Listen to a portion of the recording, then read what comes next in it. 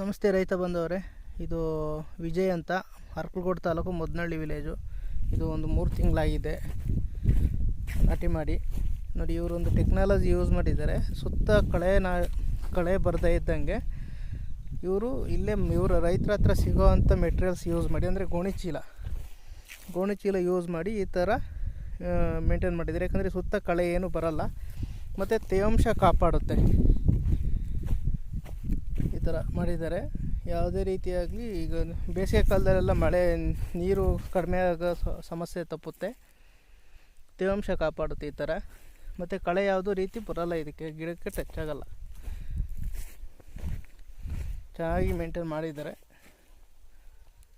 ಈಗ ಇದನ್ನು ವೀಡಿಯೋಸ್ ಬೇಕಾದರೆ ಎಲ್ಲರೂ ನೋಡಿಕೊಂಡು ಅವರು ಸಹ ಇದೇ ರೀತಿ ಮಾಡ್ಕೋಬೋದು. ಯಾಕಂದರೆ ಕಳೆ ಮೇಂಟೈನ್ಗೋಸ್ಕರ ಮೇಜರ್ ಇಶ್ಯೂ ಕಳೆಯದೇ ಬರುತ್ತೆ.